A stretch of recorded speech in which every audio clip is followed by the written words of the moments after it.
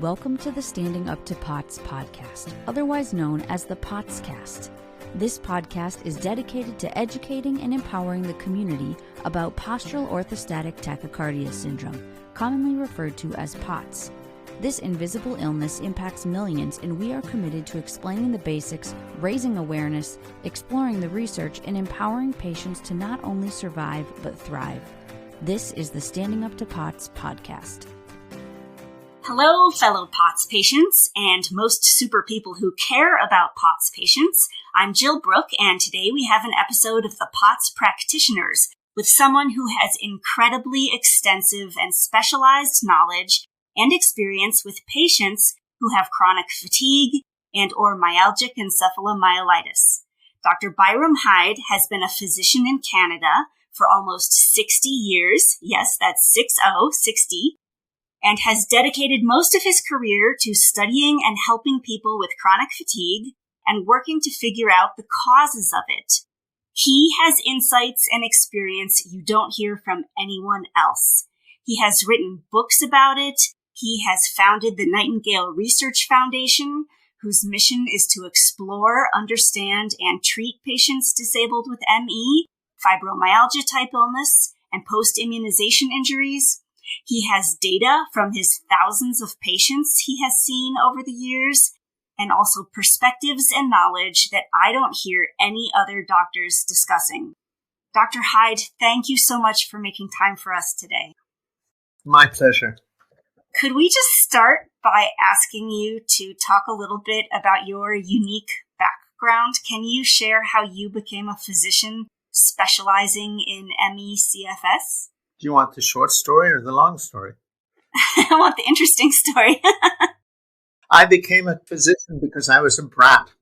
I was always doing the wrong thing, and I was swinging on a rope in England, and the nail came out of the wall, and I went head first, opened up my skull. It messed up everything I was wearing because I had blood everywhere. And I was first spanked by my mother for messing up my clothes, and then hauled off to this hospital. She wasn't allowed in, which was really wonderful. And I got intoxicated by the chloroform and the ether. It's such beautiful perfumes. And I said, wow, what a lovely place to work. And when it was during this First or Second World War, and the doctor said, look, we've got only so much freezing material. If you let me sew up your head without freezing, it's going to hurt. But if you don't move and don't make a sound, I'm going to give you a silver sixpence. I said, I'll take the silver sixpence. So they sewed up my head. And I didn't move, didn't make a noise. I got the silver sixpence, and I said, I want to be a doctor. I mean, I can make kids, and I can give them silver sixpences. And that's how it all started. Oh my gosh, get out. Wait, so this was during World War II, you said, in England. Yeah. Yeah, this just shows kind of the range of experience that you've had. I mean, you are the only person I know of who talks about ME in the context of early polio outbreaks. Actually, I'm maybe the only person you know, but most of the people that know anything about polio know that all of the early epidemics, and the first major epidemic was in 1905 in Sweden and in Norway. And at that time, that was the first time that people even believed in polio. In the United States, they called it the European disease. It wasn't real. That was polio. And when this happened, the first thing that was noted, and it's in our book, Understanding ME, is there was also at the same time a huge epidemic of ME. They called it missed polio, but they described it very, very well. So polio and ME were associated ever since that epidemic. Every major epidemic, the one in Iceland, it was polio and ME. The one at London Royal Free Hospital, was it? Again, it was during a polio epidemic when that broke out amongst the staff. And that's another thing which is really important.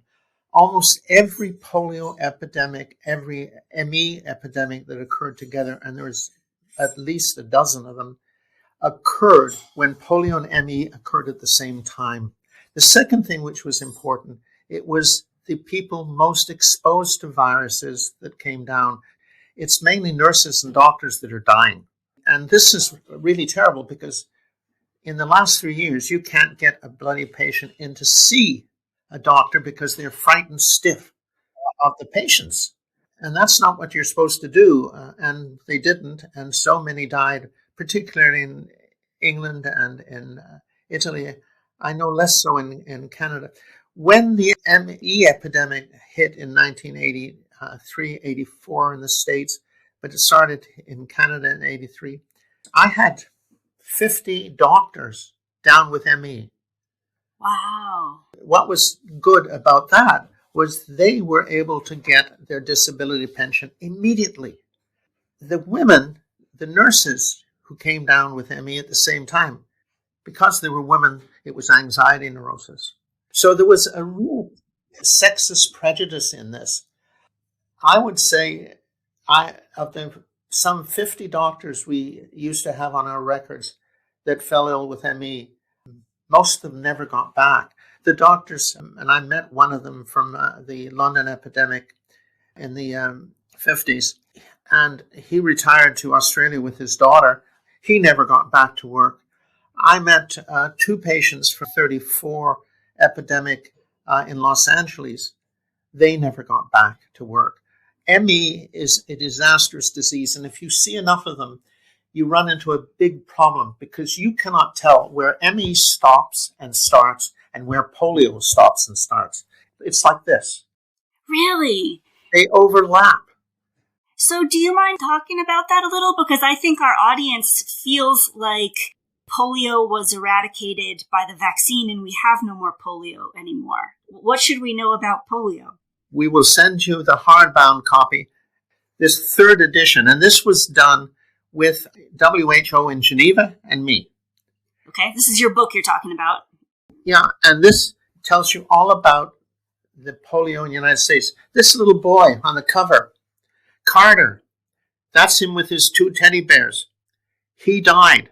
Why did he die? He went to the hospital with his mom. I think he was 4 years old. The doctor said, go away and come back in a week, and if you're not better, we'll see you then. You just got a bad cold. Why did the doctor say that? Because there is that little COVID machine that you take a sample of your nasal thing and you get an indication within 10 minutes whether you got COVID or not, or had COVID or not. It doesn't exist for polio. It doesn't exist for ME. And they're the same bloody group of viruses. So one of the problems is doctors are lazy. They really are. And I love medicine. I love physicians. And I know some of the great physicians of the world. But in general, the only way they make money is by seeing patients fast, getting them in and out. They're really not interested in in-depth investigation because they're not paid for it. There is no schedule in Canada or United States that I know of, unless you're a psychiatrist, to see a patient for an hour and take an adequate history and take an adequate physical. Now, if you are a doctor in the States or in Canada, if you do a complete physical, you're paid anywhere between $60 and $80. If you do that history and physical in 5 minutes, you're paid $80. If you do that history and physical in 2 hours, you're paid the same. And so doctors say, look, if you got a sore throat, if you're feeling good, I'll see you, no problem. But when it comes down to, if you've got a chronic disease that requires a better history, the only person who's going to take that history is a psychiatrist. And unfortunately, most psychiatrists that I know in Canada who see these say, there's nothing psychiatric about this patient. This is physical. They send them back to the internist, and the internist says, well, I did a few tests and everything's fine. So maybe we could start, Jill, by saying, how do you diagnose a patient with ME or POTS? Which one do you want to start? Okay, well, let's start with ME since we've been talking about ME. Okay, they're very similar. What doctors are doing wrong, and I'm talking about every research center I know of that is continually hitting the public for money for funds for research. First thing is, none of those people running those institutions are physicians. They're PhDs. They've never seen a patient. So people are sending them millions of dollars. They're taking the blood and they're saying, oh, look what we found. Well, who are these patients? And they're looking at them. They're looking at patients with fatigue. And one of the books, this, Mosso. Fatigue by Mosso, okay. 1892. 1892, he was writing about? Amazing man. He actually had patients with fatigue with a hole in the top of the head. The head had been blown off. And he put a machine on the head, and he was able to show that he could measure fatigue, and that fatigue was central nervous system. You didn't feel fatigue if it wasn't from the brain. Oh, interesting. So that's the start of ME. It's also in terms of understanding, if you've got ME, if you've got POTS, if you've got any dysautonomic disease, you have to go to the brain. So what do doctors do? Patient comes in, they say, doctor, I got this terrible fatigue. Now, the first problem is there are at least 100, 200, 300 diseases that have severe fatigue. Most of them are post-activity, post-mental activity, post-physical activity fatigue. In our original book, we showed Ishmael Menace's incredible discovery on this. This was an ME patient's brain with an old SPECT, okay? So for our listeners who will only hear this, you're showing me a bunch of brain scans. Yeah, this is going to be a free download. Perfect. And we'll put a link in the show notes so that our listeners can download this for free. Thank you for your generosity. That is a patient with ME, okay? So what they then did was they stressed that person. They stressed them by reading. They stressed them by physical activity. And as soon as they did that, this is what happened to the brain. Dark red is the functioning brain. You see what happened to it? Oh, so their functioning part of their brain decreased. Absolutely. Whether you gave them addition and subtraction tests to do, whether you gave them a book to read, whether you put them on a stress machine. That is what happened immediately. Yikes. Then a week after, they look at this. They still had not recovered a week later. A week after, they were actually worse. Whoa. We know this. We knew, though, and those tests came from 87. And those were in a patient from a Lake Tahoe epidemic. Mm-hmm. Did the CDC, did NIH investigate them properly? No, because they secretly believed these were anxiety neurosis. You have to listen to the patient. You have to believe them. I have this wonderful book. It's called The Principles of Practice of Medicine by William Osler. And that is from 1905, this book. He has the best definition of chronic fatigue syndrome, ME, if whatever you want to call it. I hate the term chronic fatigue syndrome because it could be 100 different diseases. But let me just read this off. This is his definition. They call it neurasthenia then, okay? Often arises after an infectious illness.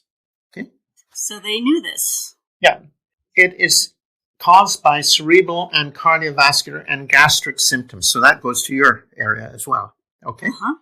It was me who asked John Chia to start working on the gastric side. He found enteroviruses.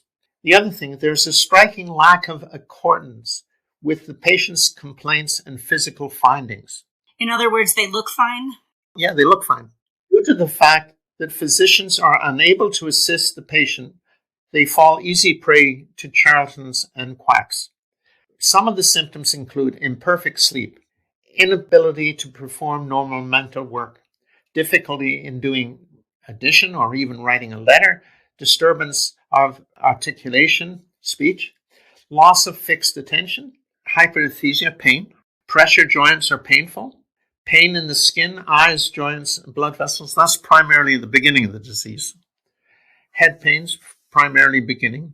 Anxiety in almost all patients. Fear of approaching death. Most of these patients who are really ill, they really think they're going to die. I mean, the pain the loss of all your abilities is so terrifying. And the doctors do a few blood tests, they check your sugar, they check your kidney function, they all come back normal, and they say, this is anxiety. So this is a real problem. Hearing disturbances, weariness on the least exertion, numbness and tingling, incoordination, muscular weakness can be extreme, gastralgia and gastric hyperesthesia, tachycardia, pain in the heart area, palpitations, sweats, cold extremities, transient hyperemia. That's 1905. Wow. Yeah, it's in our new book, Understanding ME. So what happened to the doctors? Right. Well, in other words, why so little progress? Is that kind of what you're saying? And I think it's mainly because they don't have time to investigate these patients. Where I was lucky, we have a system in Canada where we can order any test on every patient in Canada, free of charge to the patient. Brain tests, blood tests, urine tests, MRIs, PET scans, SPECT, anything. Doesn't cost the patient anything.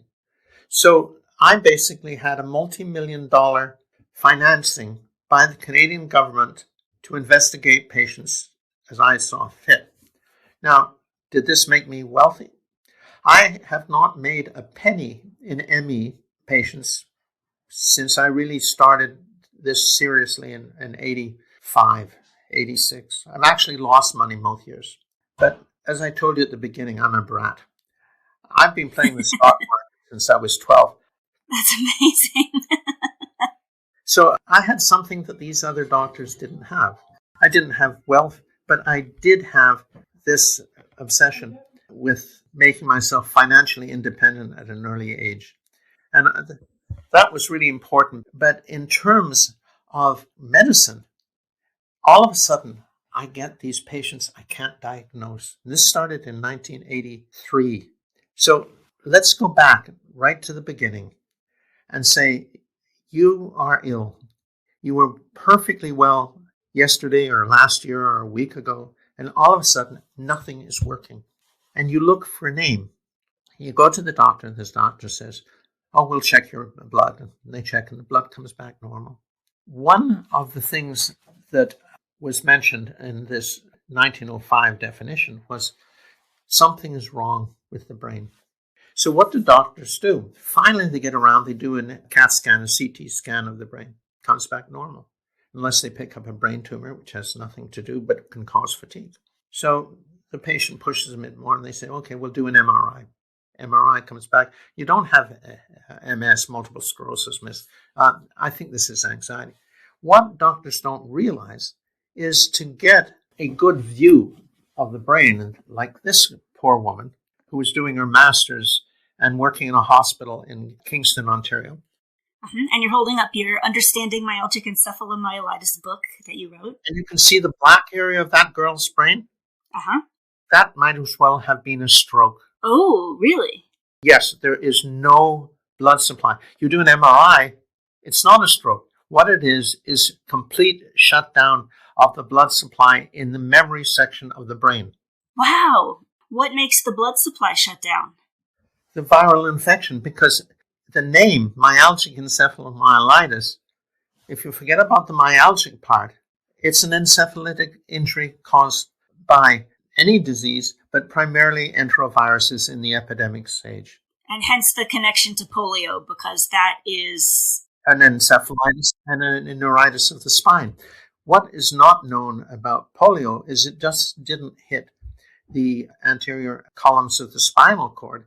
It hit both the posterior, which was not measured that often, but also the brain. When it hit the brain, the people died. And when ME patients hit the brain, which is every time, if it's severe enough, they die too. But the doctors say, oh, this patient died of an encephalitis, which is true. But what we've forgotten is when the polio epidemics hit in 1905, the serious ones, and it got worse and worse after that. What really happened in 1905 is these people had brain shut down. And the big neurologists in Paris said, oh, this is mass hysteria. This was polio. They called it mass hysteria. 2 years later, the epidemics hit Paris. it was no longer mass hysteria. So again, this is perception. So what the patient has to do is say, I need a SPECT, because most doctors have no idea what a SPECT scan is. What is a SPECT scan? It's looking at the blood supply of the brain. What it is a nuclear medicine brain imaging, which looks exactly like an MRI machine, but it's not magnetic. It uses nuclear medicine, and it can show the damages done to the brain. What is terrible about this? For instance, this girl will never recover because the injury is so massive. The picture on the front of your book, yeah? Yeah, it's massive in this poor girl. What is really important in this is that you can measure it. And as soon as you measure it, you know what's going on. If you send the biopsy of the gastric mucosa to Dr. Chia in California, he can say, yes, we have an overwhelming amount of enterovirus situated in this area. Can we do anything? No, we can't do anything.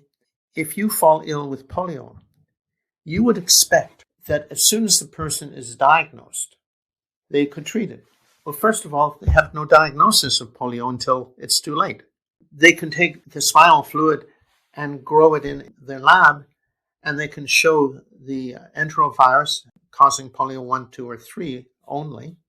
So they got the diagnosis. There's no treatment. What happened in 1960 when Dr. Savin put out his immunization, his oral polio immunization? There were something like 100,000 researchers around the world, probably 20, 30,000 in the United States alone, working on polio. Overnight, we've solved the problem, fire them, we don't need them anymore. Well, yeah, that's what we all understand, is that polio was cured by the vaccine. No. So part of the problem is that polio research shut down. Polio is just an enterovirus. They only had 3 enteroviruses in the immunization. Polio 1, 2, and 3, to make it simple. There are now 25 different enteroviruses that can cause polio. And that's what's happening. And this is what this little boy, Carter Roberts, died of.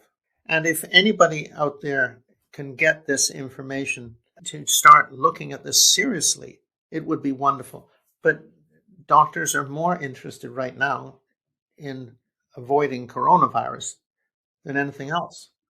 Well, is there an analogy there? So when you talk about polio viruses 1, 2, and 3, do you mean that there were basically like 3 variants that were addressed properly by the vaccine, but then there were other variants that were not addressed by the vaccine, and it's those variants that are still able to cause problems? Absolutely.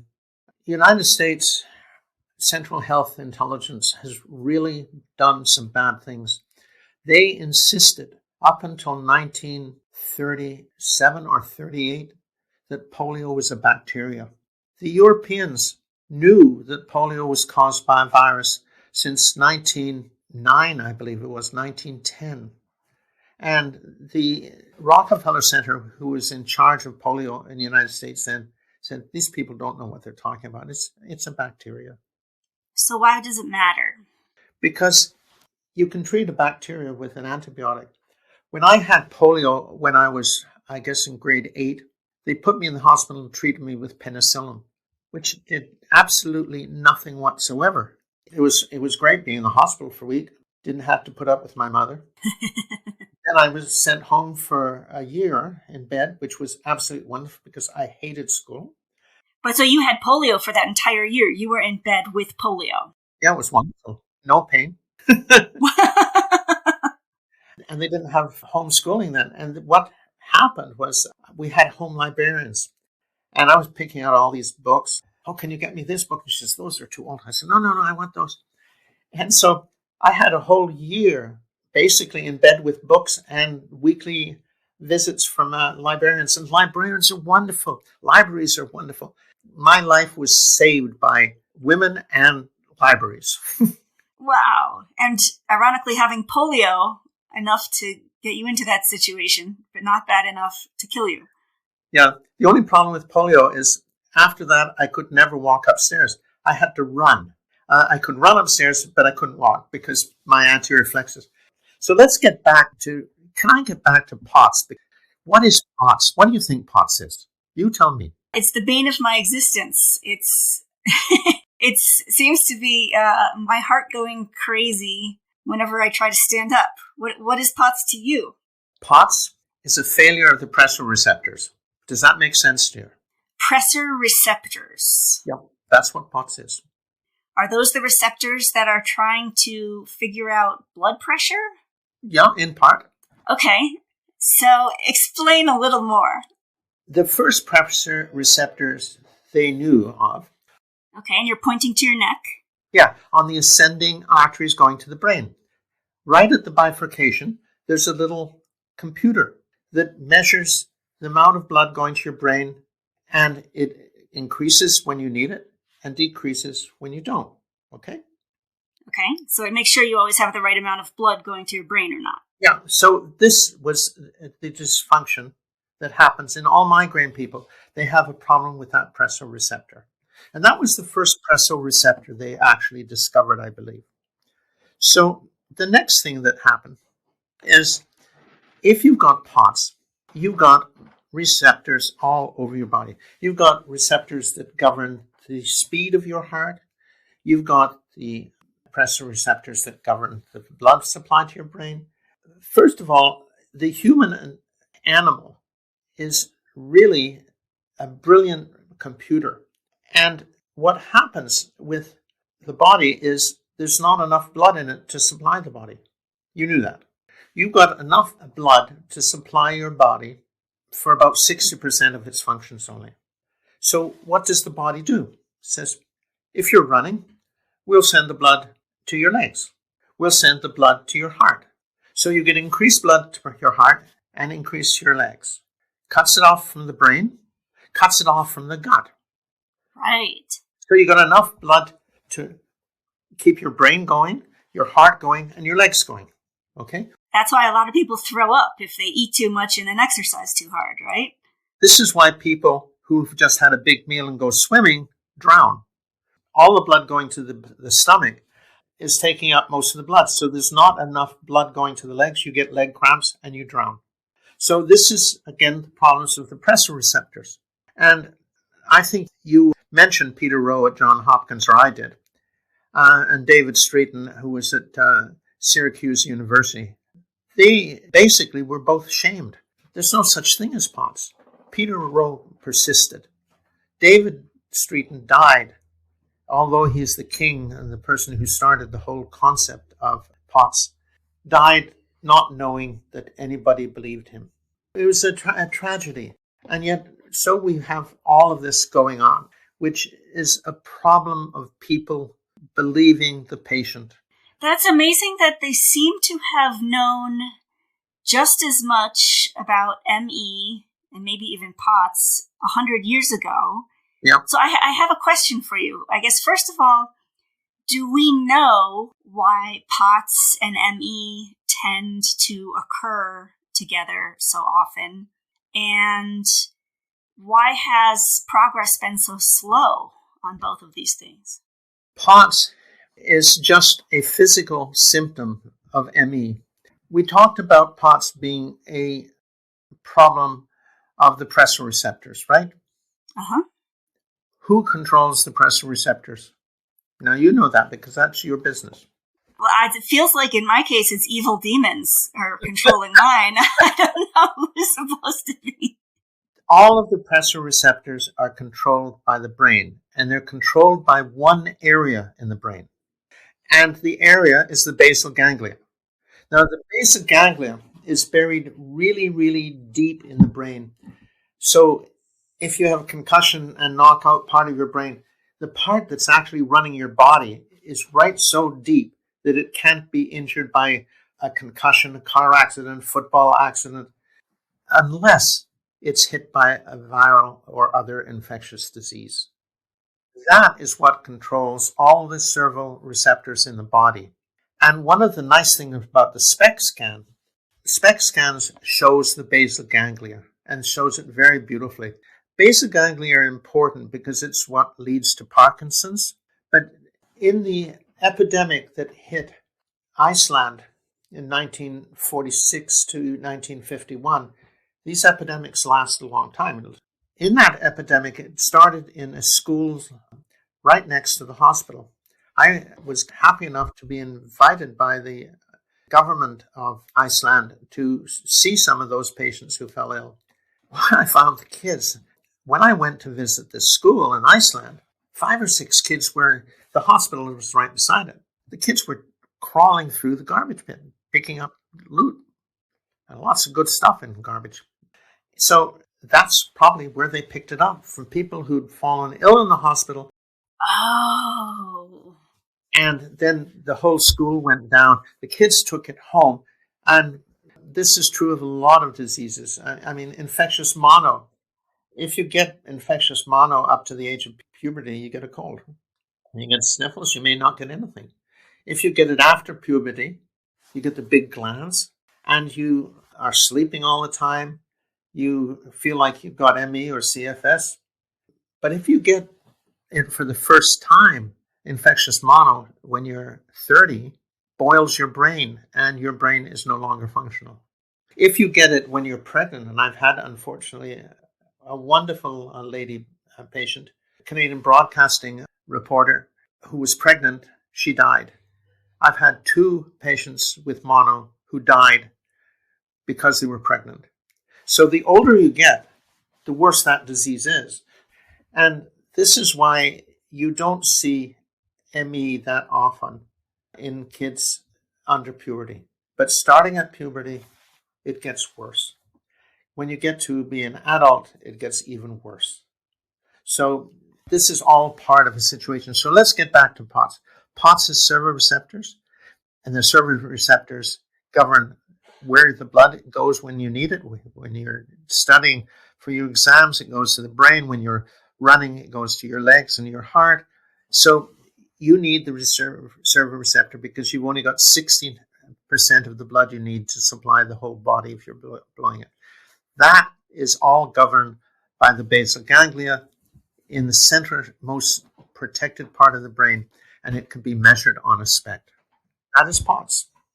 And the main reason that you see that malfunctioning, you think, is because of an enterovirus that causes some damage to that part of the brain? Absolutely. And we know this. Now, when I was working at Dr. Peter Rowe's lab in Johns Hopkins, I wasn't there long. I was there for a week. What they did was they took the patients, and this is how bad POTS is. They put the patients on a table, and then they invert the table, and they keep them there for, 15 minutes, 20 minutes. So their heart and their servo mechanisms are able to say, we don't need blood going to the heart. We don't need it going to the brain. We don't need it.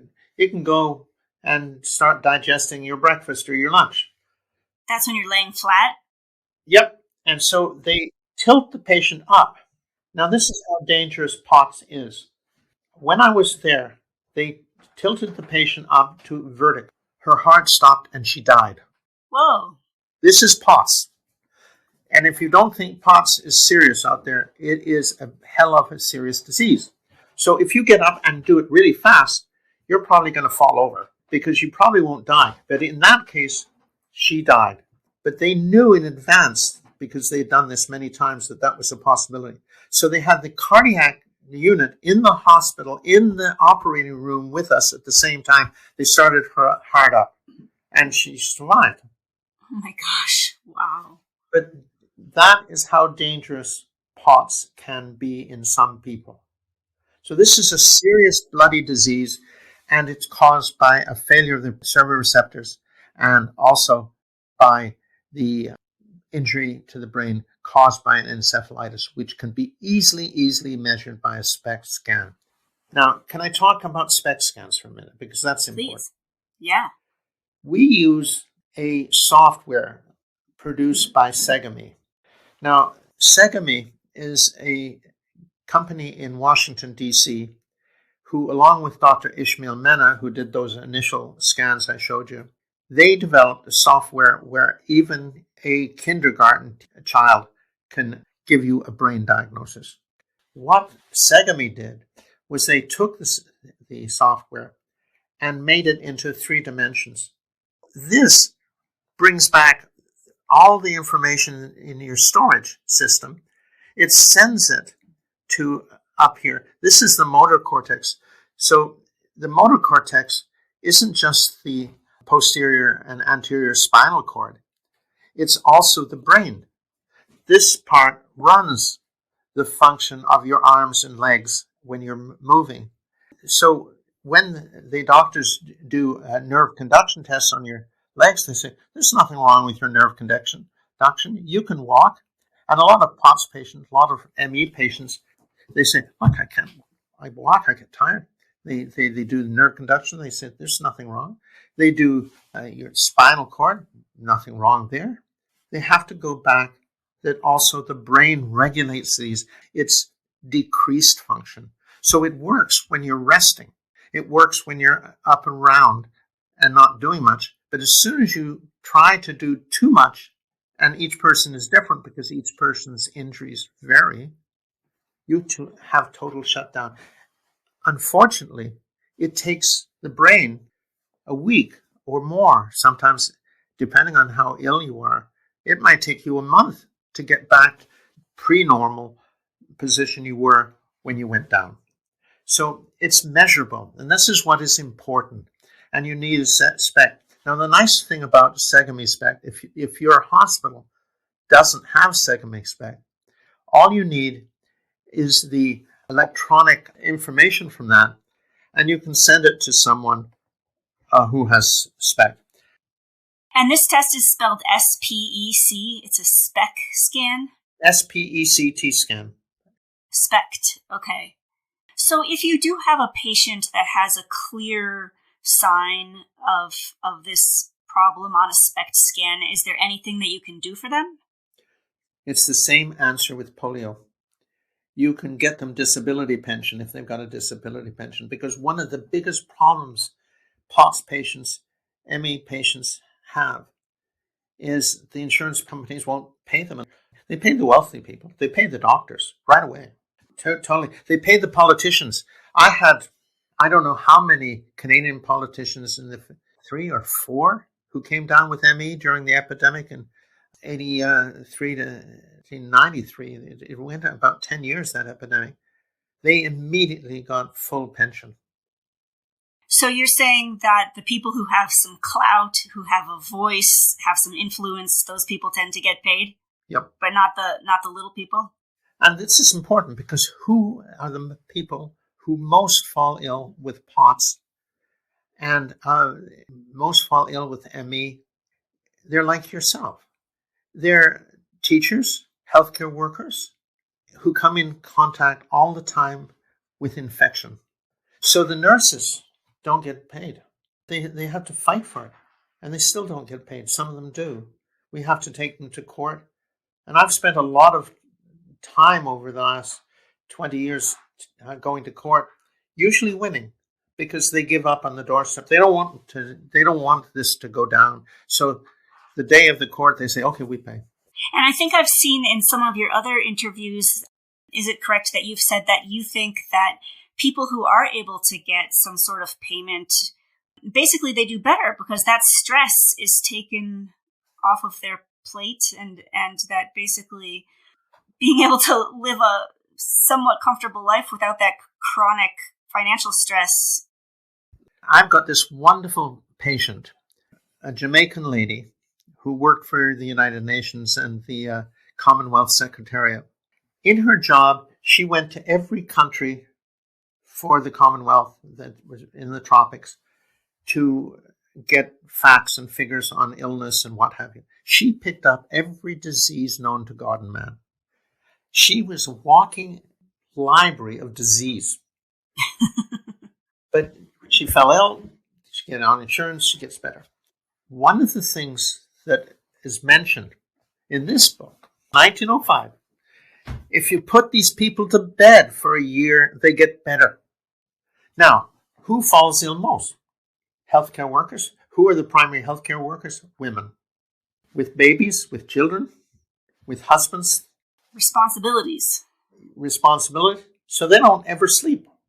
They get up, they get as much done for their kids, they get as much done for their house, and then they collapse. They never have time to recover. When I fell ill in 84, I was walking along the street, I felt quite fine, and I don't remember another thing. I wake up, I'm in the hospital. I called the nurse. I said, how the hell did I get here? They said, oh, you collapsed. You passed out. And we'll call the doctor. The doctor comes in and says, we just did a SPECT scan on you. We couldn't get an MRI, but we think you had a stroke. And their SPECT scan was very primitive. And it showed that whole area in this girl as black. They said, you've got a massive brain tumor in your brain, Dr. Hyde. I said, that's nice. I felt pretty lousy. And they said, well, we're getting an MRI tomorrow, but it was blocked. And so we'll be able to get more information on that, Dr. Hyde. So the next day they wheeled me in, get an MRI. Doctor comes back and says, oh, Dr. Hyde, I made a terrible mistake. There's nothing wrong with your brain. It showed up in the SPECT. So I was in bad shape. I was in the hospital for about a month. I couldn't walk. I was in so much pain that I couldn't actually get out of the bed to go to the bathroom in the hospital. They had me connected up with wires and tubes. I was quite a mess. It was fun. I thought I was really going to die. I was sure I was going to die. I had 4 small kids by then, yeah. And I said, what's going to happen to my kids? I was basically mother, father, cook, which I loved. So I was scared stiff. What's going to happen to my kids? I get home. Pain saved my life. I was in so much pain, I couldn't move. I couldn't get to the bathroom. Fortunately, I have this wonderful secretary. Her name is Margaret. She took care of me. And she brought me food, but I didn't eat because if I ate, I had to go to the toilet. And it's very embarrassing if you have to do number 2. And you've got your secretary emptying your bloody pot. Well, I didn't eat, which was really good because I was overweight and I lost 40 pounds. Okay. So this went on for basically a year before I could actually get around and move again. Because of the pain was so severe, I had obligatory bed rest and my brain got better. This doesn't happen to women. Do you think this was a resurgence of the polio you had as a kid? Oh, no. What happened was I was physician to one heroin addict whose husband had left her. He was a heroin addict too, who had totally stopped heroin on her own. Wonderful girl. I just loved her. And she called me one night during a storm and said, my 3 kiddies are ill. She had a 2-year-old and 2 newborn twins who were about 3 or 4 months. Could you come? I said, sure. So I did a house call. It was obvious right away they had pneumonia. And I called for an ambulance. But all the ambulances were busy because of the car wrecks, because of the storm on the highway around Ottawa. So I drove them to the hospital, to the children's hospital here. Mother had pneumonia too. The 3 kids had pneumonia. They coughed all the way. I had the window shut because it was pouring rain outside. You could hardly see in front of the car. I was in a viral incubator for about 30 minutes getting them to the hospital. 3 days later is when I collapsed. So I knew the incubation period of the enterovirus. I didn't know it was an enterovirus then. And the incubation period was 3 days or less. When I woke up in the hospital, I phoned the children's hospital to see how my kids were doing. They said, oh, they have a Coxsackie, which is an enterovirus, very, very close to polio, and which causes polio. And they're doing okay, but they're going to be here for another 2 or 3 weeks. I remember having lunch with Dr. Sabin, who invented the oral anti-polio vaccine. I had lunch. He invited me to have lunch with him at his apartment in Washington, D.C. And he said, you know, Byron, I've already found a couple more enteroviruses which cause polio, and they're going to have to get them into the new immunization, which I'm working on, he died shortly after. Wonderful, wonderful man.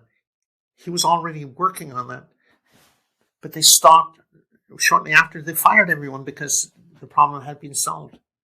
Oh. He knew then that we had to do more, and they just stopped working it. Wow, what a shame. And so do you think that accounts for a lot of the ME that we see today? I think it accounts for all of the ME.